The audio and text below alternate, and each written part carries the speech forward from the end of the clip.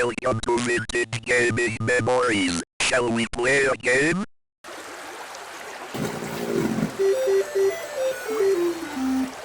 Hey everyone, thanks for stopping by and welcome to the channel. In this video, I'm going to tackle on two packages from two different sellers. They are not related as far as the items that are within the packages, but I need to push forward with opening these packages, so that's why I'm going to try to knock two of them out. Let's pull them out from the pile and check them out. One is going to be this one, and the other will be this one.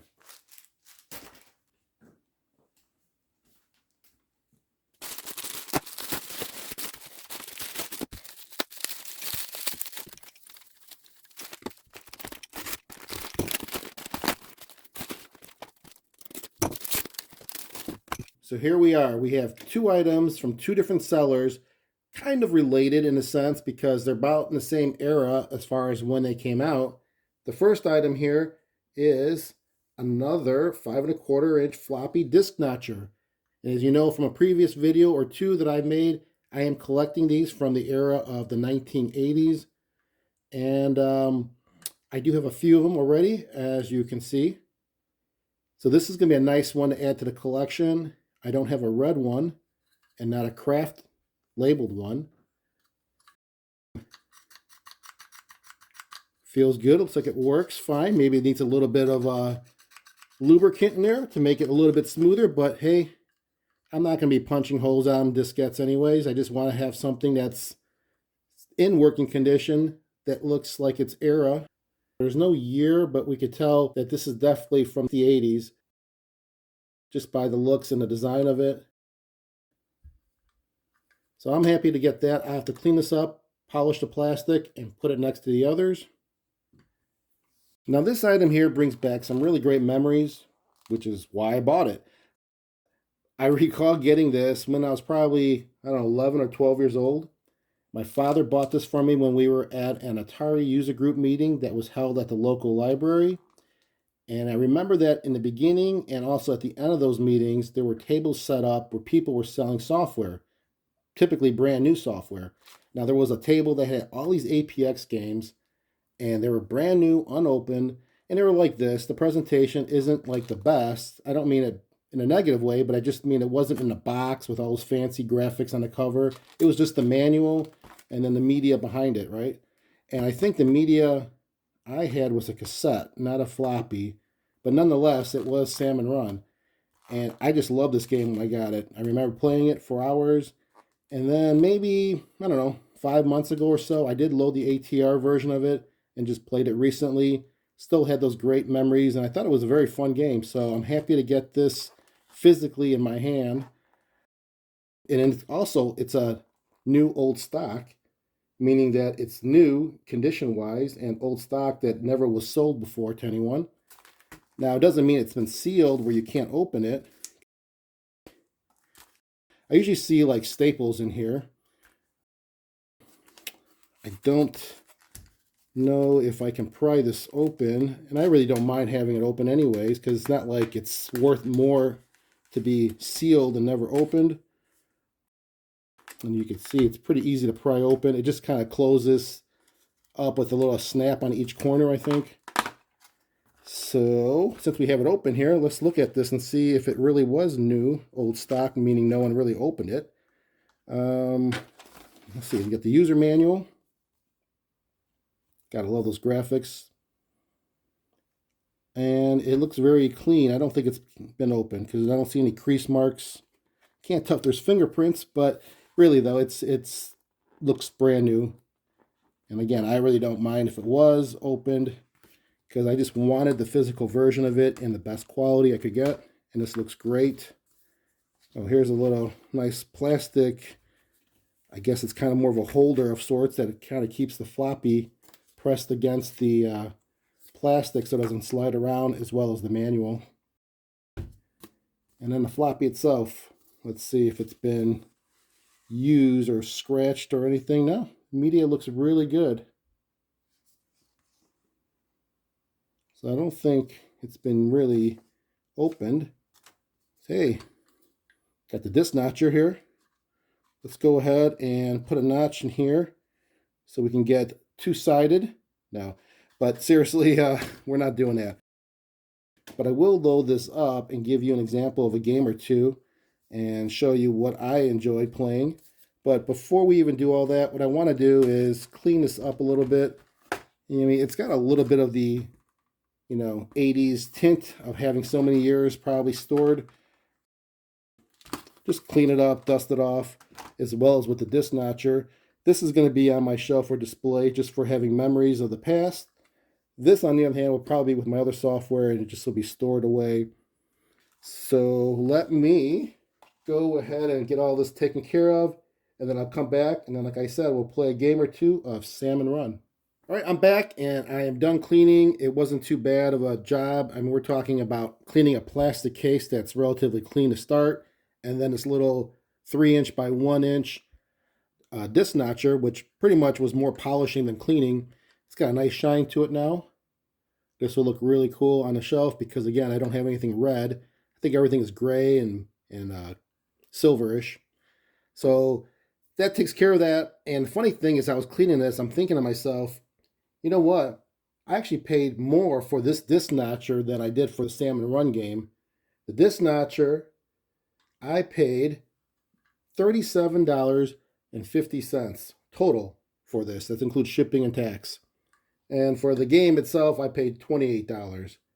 But that just goes to show that you can't put a price on memories or happiness, which is why I'm not complaining. Also, for this game, I don't think I mentioned the year. I think this is 1982, 83.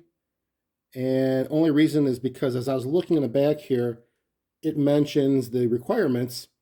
And it says here for the drive, it's a 810 disk drive. Well, no mention of the 1050. That came out in 1983-ish, sometime in 83. So this has to be before that because they would have noted it by saying Atari 810 or 1050. What else about this? I guess we could talk a little bit about how this game goes. And oh, well, here we go, 1982. On the front, it says, help Sam, the salmon, swim upstream to spawn. That is the main objective, ages 8 and up. And then we have on the back here a little bit about the author, which is Bill Williams. Let's do this. We'll go ahead and load this with the diskette on one of my drives, which is right over there. That is the 1050 and the Indus GT drives. So probably do it on the Indus GT, and we'll load on to the 800 XL, and then I will do the gameplay with a direct connect so you have a nice view of this game, and then we'll talk a little bit more about how to play it. All right, I have everything here connected, ready to go. We're going to load the floppy using the Indus GT onto the Atari 800 XL, and let's see what happens.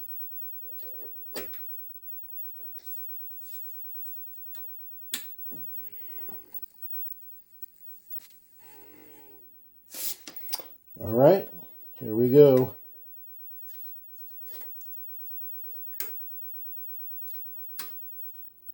Monitor's on, turning on the 800 XL.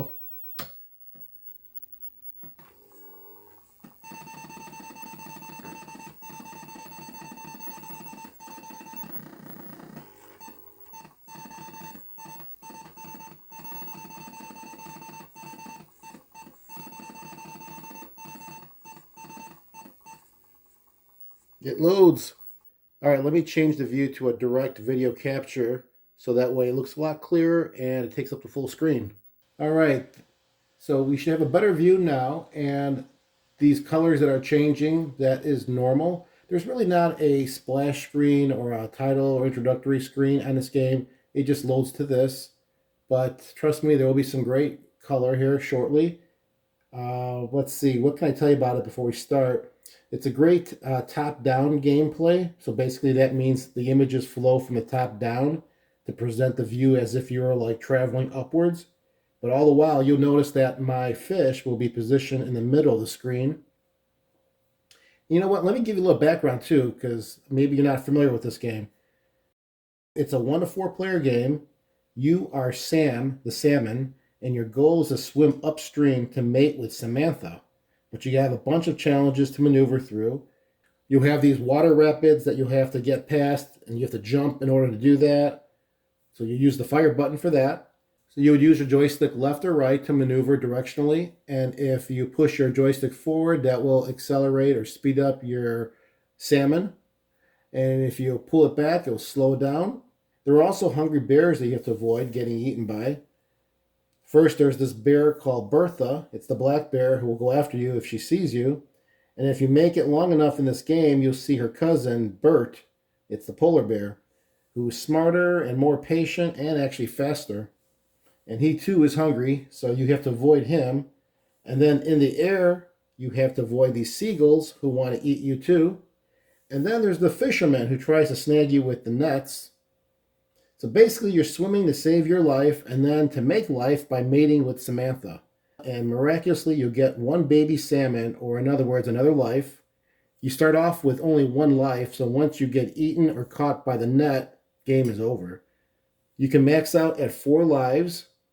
Another cool feature in this game is that if you continue to spawn with Samantha without losing a life, you will become more and more tired. Isn't that the truth? And those rapids that you have to go through will actually be harder to jump over. And at that point, it just might be best to sacrifice yourself so you get a fresh new you. Oh, and by the way, with all this going on, you also have to keep in mind that there is a timer in the game, so you need to continue moving forward as you accumulate points. Before I start the first run, I'm going to just show you how I can toggle between the number of players. That 1 you see in the top right corner, if I press the select button, it'll change between 1 through 4, back to 1 again. And if I press the option button, it'll change that number 1 on the center top row from 1 through 8. And those are the different levels you can choose from. For this first run, let's stick with level 1. And we'll go with 1 player, of course. So here we go. All right, I got a bear on me already. So I just pressed forward. You see how fast I went? Without pressing the joystick, just going left and right now. That's the speed I would normally go. It's like the idle speed, I guess. If Sam goes to the far right and he bumps into stuff, he will push himself back into the center of the water again, so it keeps moving forward. If I hit those rapids, that's what happens. It bounces you back and then keeps you above water, so you're very vulnerable right now for an enemy to eat you up. Press forward, I can start my momentum again, but I'll have to hit the button to jump over this rapids here, like that. And if you jump and pull back, like I mentioned, you'll go underwater. Like that, so you can hide. So that's great and everything. I won't be eaten by anything or caught by the net of the fisherman, but that's the speed I'll have to go through this. And you can see the timer there. That's that bar under the score. That's going to be going towards the left as it trickles down. So you really can't go like this throughout the whole level. You really need to push forward and start going faster and try to complete this as quickly as possible. So I will push forward and I will emerge out of the water here. And I'm right by the rapids there. I'm going to push forward. There's the bear. So let's see if I go fast. And again, you only have 1 life, so you really don't want to get eaten by the bear or seagulls or even caught by the fishermen because the game is over unless I make it to the end and I spawn with my mate. And then I'll get another salmon or another life. You can see what happens. Keep bumping into those rapids, you just bounce back. And there she is, Samantha. Okay, close your eyes.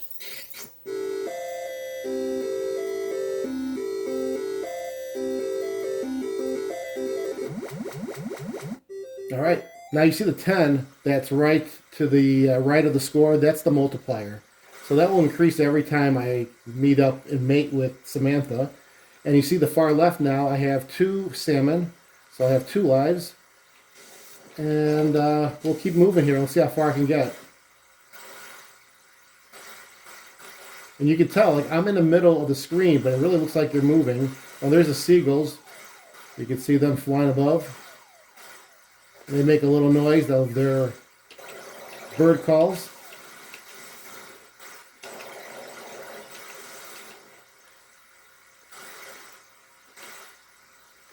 I'm sure Bertha's on her way there. Okay, so I'm going to hide.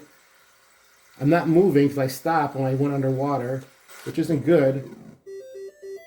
And there I was eaten. I changed red when I was eaten in the jaws of Bertha. There she is again. I went underwater. I'm keep moving forward, which is good. And now I'm going to go fast. I have 1 life left. Alright, so that's the fisherman. I'm stopping there so you can see him with his net. So he's just sitting in the middle of the river here trying to catch fish. So you have to kind of go around him or jump over him, which I did. So that's another challenge. So you saw the seagull, you saw the black bear, Bertha, and you saw the fisherman. There's only one more, well, besides the rapids, there's also one more obstacle, which is the polar bear, Bert, which I'll have to get further, I think. I don't think I'll see Bert anytime soon.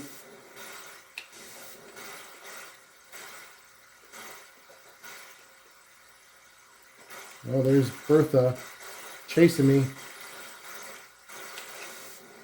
Almost got caught there by the fisherman.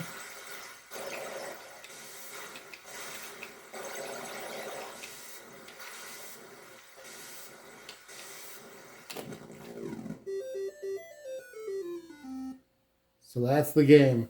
Pretty cool, right? It's challenging and it's quick and easy. There's not much to learn about the game. Try to get away from your enemies and you move as quickly as possible, get as much points as you can. And it's pretty fun. Now let's change the level. Just let me see if I can get the polar bear to show up. We'll go to level 8. Oops, that's the player. There's the levels. Go to level 8 and we'll restart the game.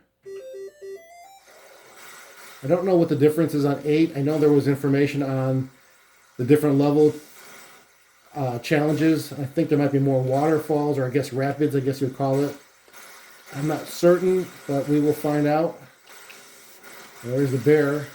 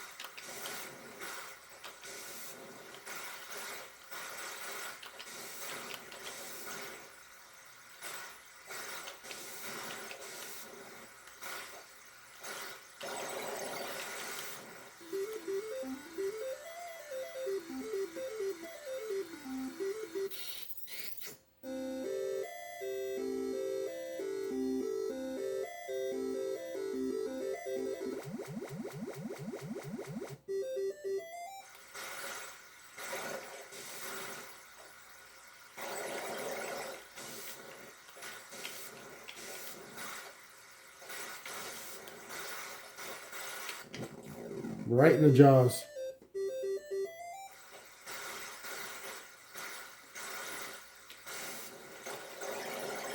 So there's more of a challenge there. You have 3 of those right in front of one another, and it pushes you further back. It'd be a really bad situation if a bear is chasing you at that point, so you really have to be careful. Well, check that out. That can really slow you down and make you very vulnerable.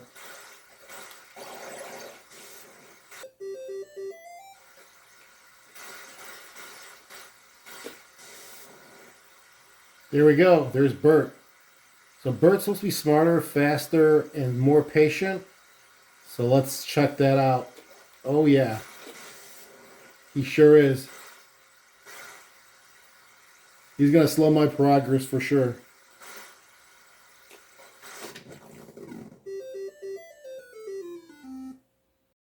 That's pretty much how this game goes. Let me know what you all think. I still found this to be fun and challenging, even after 40 plus years. It kind of reminded me of that game, BC's Quest for Tires, because of the challenges you have from the air, the water, and on land, and then you get the ultimate prize if you make it to the end. And we know what that is. Thank you all again for watching. I appreciate it. And until next time, keep your gaming passion from the past alive by living it today. Take care, everyone.